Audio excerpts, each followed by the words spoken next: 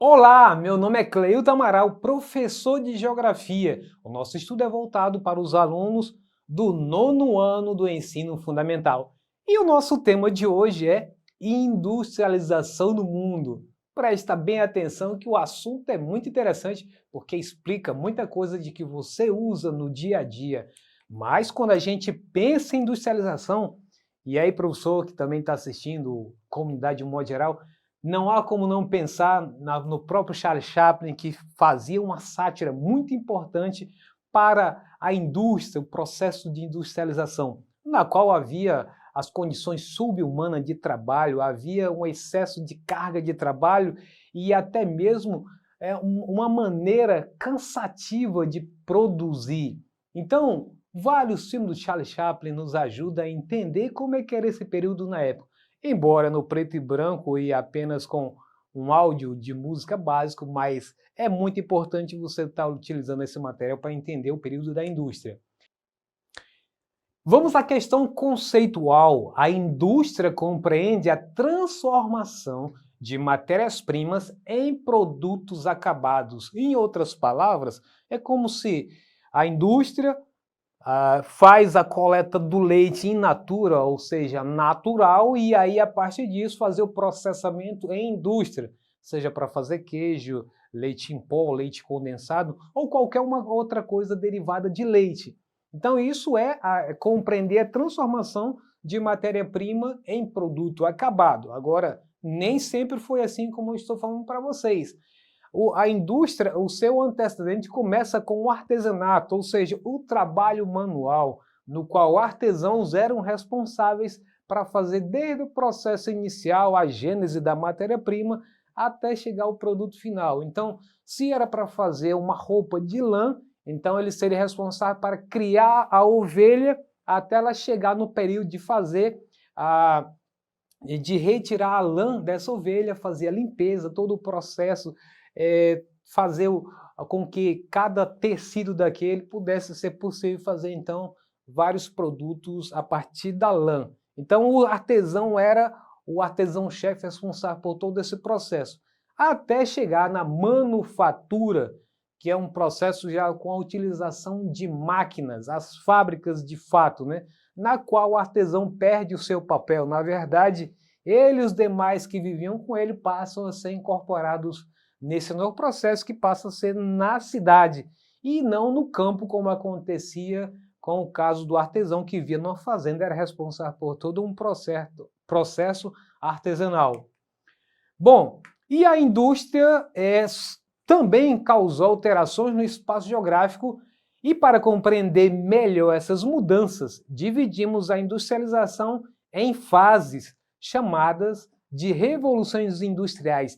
Então, se você observar essa tela, isso é praticamente o resumo total de toda essa tentativa de falar sobre a indústria no mundo. Então, preste bem atenção, porque depois dessa a gente vai detalhar um pouco mais. Mas isso é o resumo geralzão. Então, primeira revolução industrial no século XVIII. Ocorreu a mecanização e a introdução da máquina a vapor e do carvão. Guarde sempre essa imagem que ela vai te ajudar em muito das provas que você fizer ao longo da sua vida. Segunda revolução industrial no século XVIII. Produção em massa, ou seja, em grande quantidade. Linha de montagem com base em petróleo e eletricidade. E a terceira revolução industrial do século XX, produção automatizada. Veja aí que tem a ilustração de um braço mecânico, robotizado, né? Utilizando computadores eletrônicos e TI, né? E a quarta revolução industrial dos nossos tempos atuais, ou indústria 4.0, produção inteligente incorporada com a internet das coisas e a Big Data. Então, essa internet das coisas, em outras ocasiões, já falamos sobre ela, que é os produtos que já são embutidos em inteligência artificial. Seja uma lâmpada que tem ali dentro uma câmera que consegue identificar o que está acontecendo na região e a pessoa com o smartphone identificar na sua casa o que está acontecendo com uma lâmpada, não é verdade?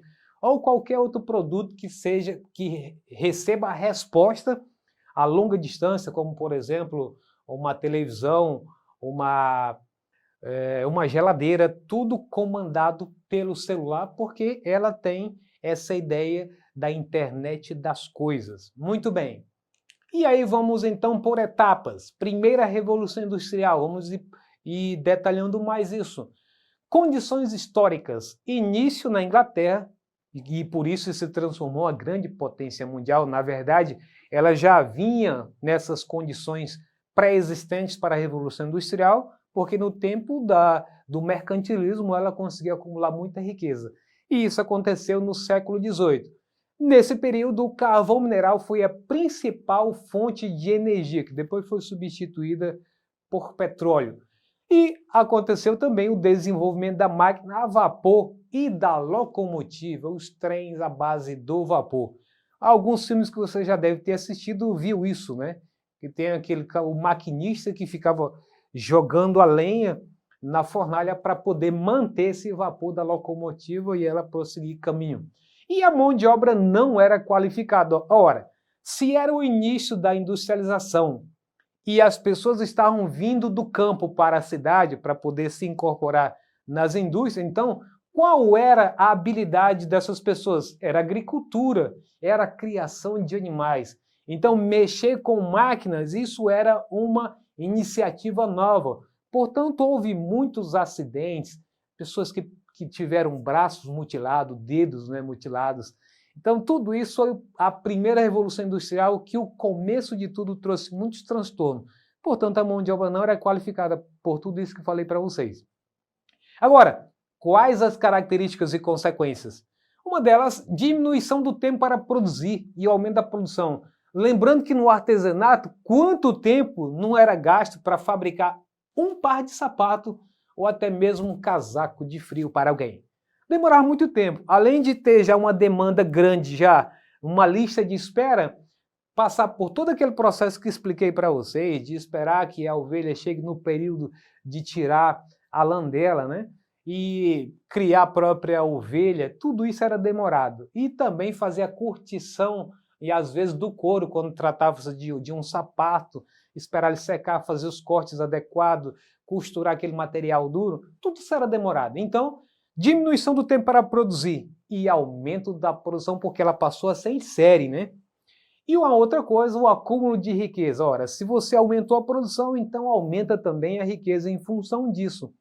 E aumento do comércio internacional. À medida que essas indústrias se estabeleceram na Europa, havia necessidade de buscar mercados no mundo inteiro. Então isso fez com que as navegações buscassem, inclusive, mercados novos para poder absorver esse, digamos assim, o aumento crescente dessa produção que estava além do que era necessário para o seu país de origem.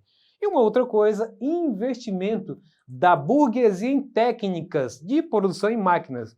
Lembrando que a burguesia, entendendo que havia um novo cenário, era preciso, então, a partir daí, já que todo mundo estava com maquinário, estava com fábrica, era preciso criar um elemento novo que pudesse suplantar, pudesse, digamos assim, superar o seu concorrente. Com isso, era preciso investir em novas técnicas de produção em máquinas.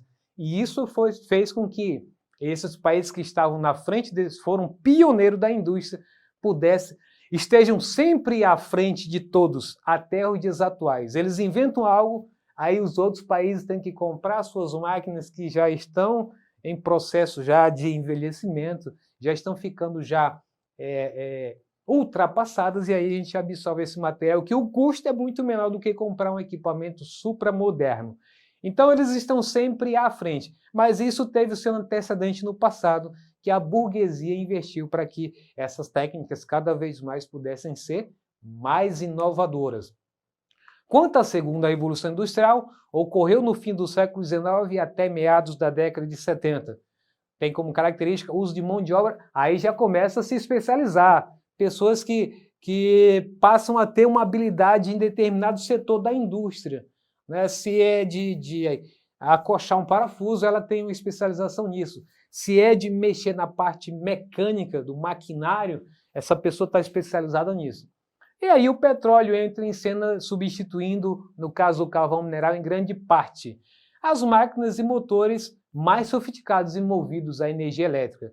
Quais as características e consequências? Avanços tecnológicos, aperfeiçoamento de tecnologias já existentes da primeira Revolução Industrial. E aí tem Estados Unidos, passa a ser a grande potência econômica mundial e desenvolvimento das indústrias automobilísticas, siderúrgicas, metalúrgicas e petroquímica.